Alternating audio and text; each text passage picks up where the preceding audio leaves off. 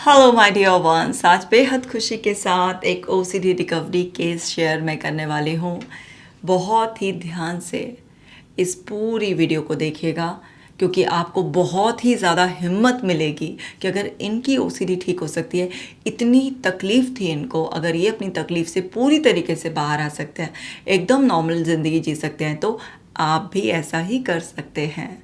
और इस वीडियो को हर ओसीडी सफ़र के साथ ज़रूर शेयर करना है ताकि उन्हें होप मिले, उन्हें कॉन्फिडेंस मिले और वो भी अपने ऊपर मेहनत करें और अपनी ओसीडी फ्री लाइफ को डिज़ाइन करें, उसके लिए एफ़र्ट्स डालें और फिर खुलकर ज़िंदगी जिएं।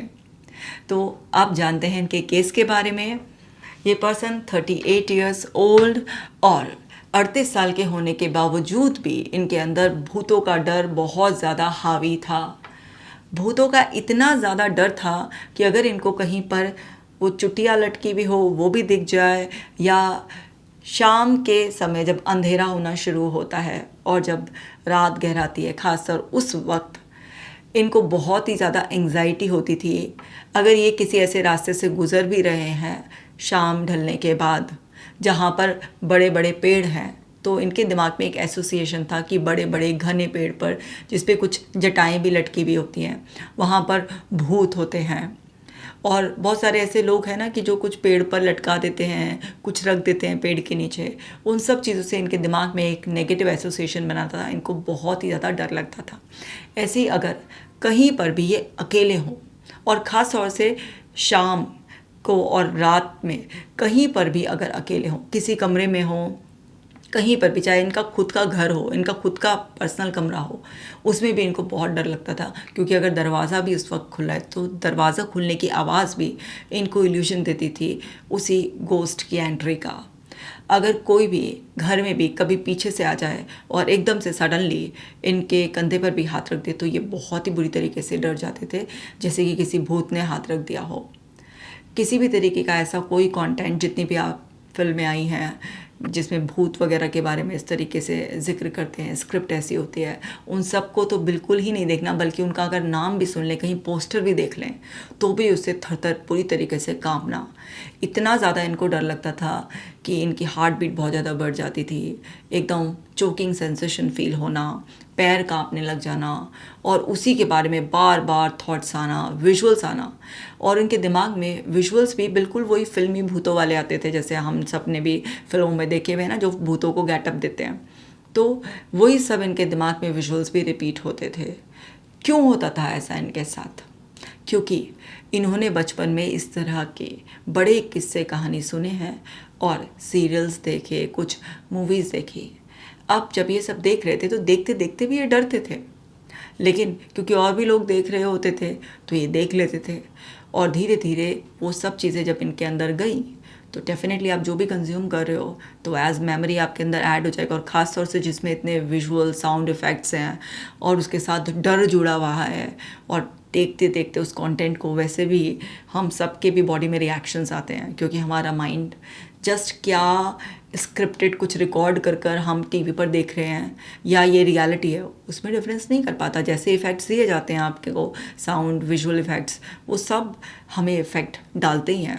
हम भी अगर कोई हॉरर मूवी देखते हैं या कोई कॉमेडी मूवी भी देखते हैं, जो भी हमें दिखाया जा रहा है, तो उससे हम इतना कनेक्टेड फील करते हैं कि अपने अंदर वो बॉडी के लेवल तक भी महसूस कर जाते हैं।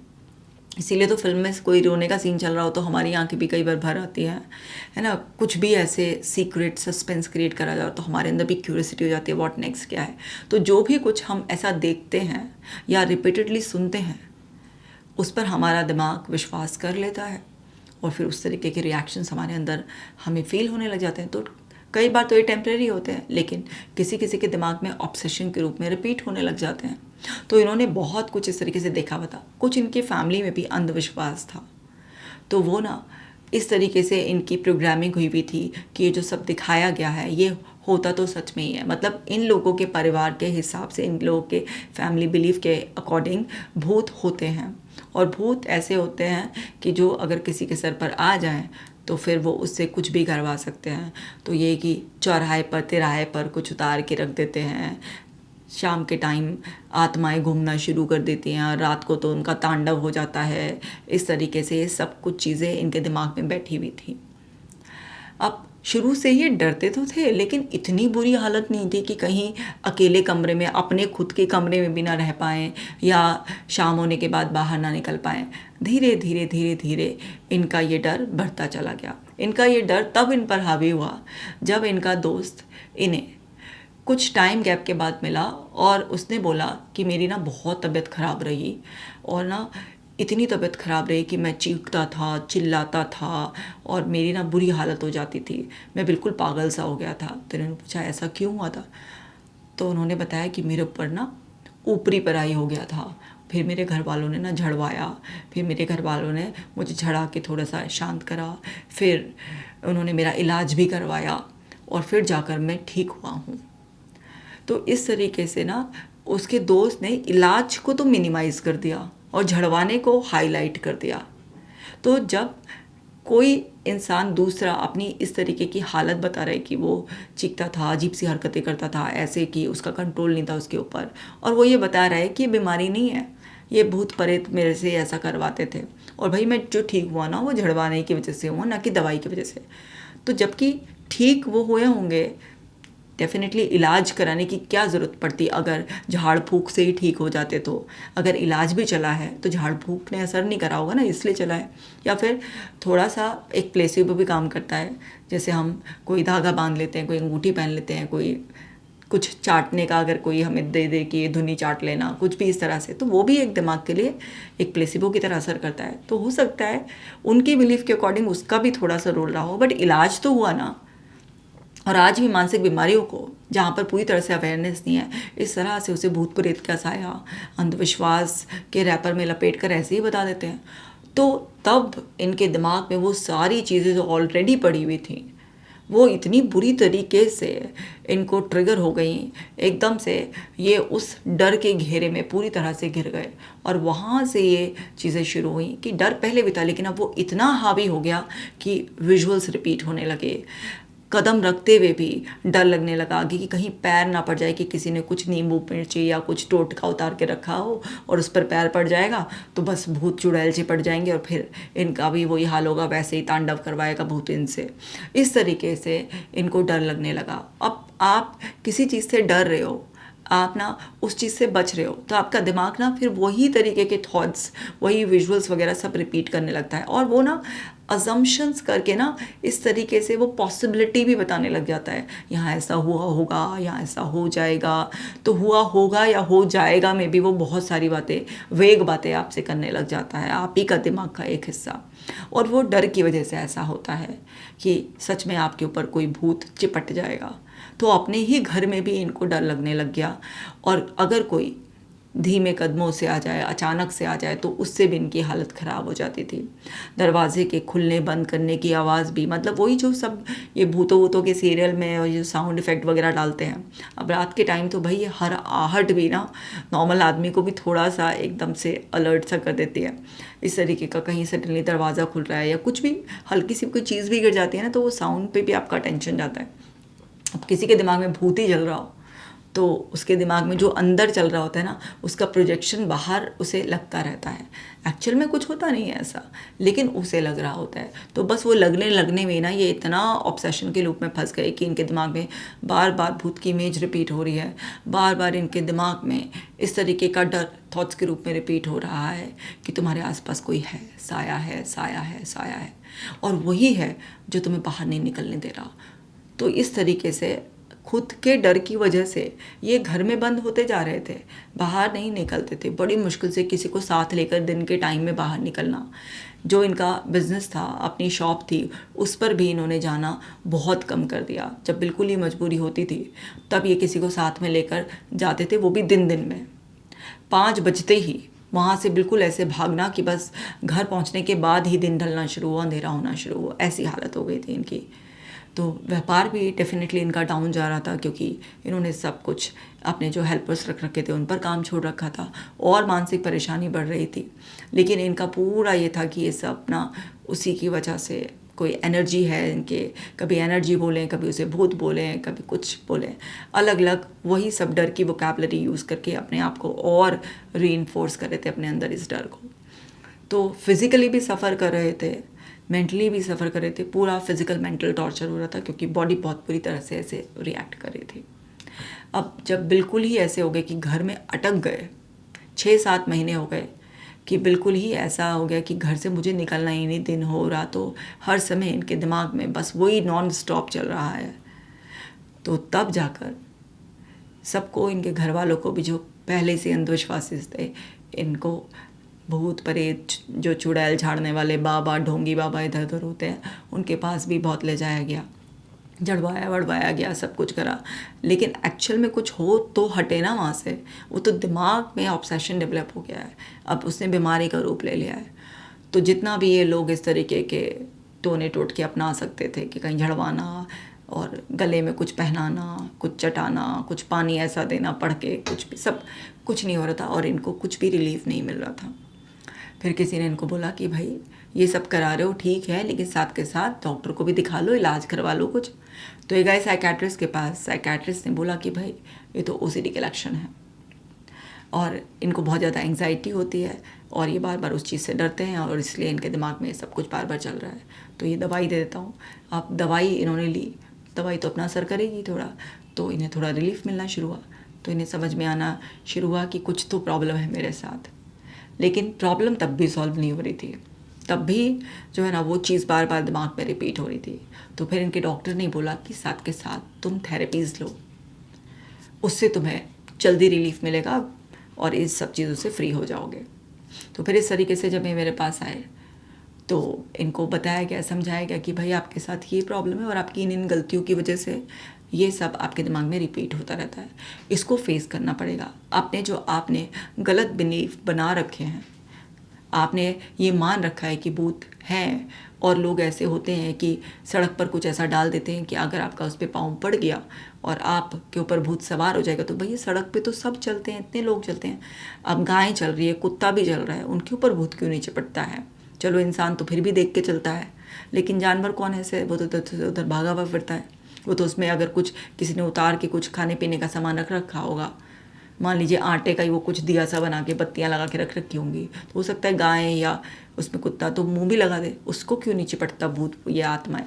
या इतने लोग चलते हैं उस पर, इतने वाहन गुजरते हैं, सब सड़क तो बनी इस सब चीज़ों के लिए। अंधेरे में बच्चे भी बाहर निकलते हैं, सब बड़े भी निकलते हैं, और ये टीवी सीरियल्स में सब एक्टर्स काम करते हैं, सबको पता है कि एडिटिंग होती है, विजुअल्स और ऑडियो इफ़ेक्ट्स डाले जाते हैं एक रियल इफ़ेक्ट देने के लिए।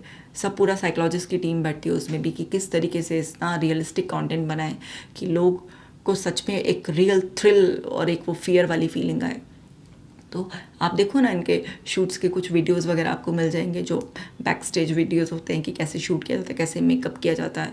इस तरह से इनको साइको एजुकेट भी किया गया बहुत डिफरेंट तरीके से।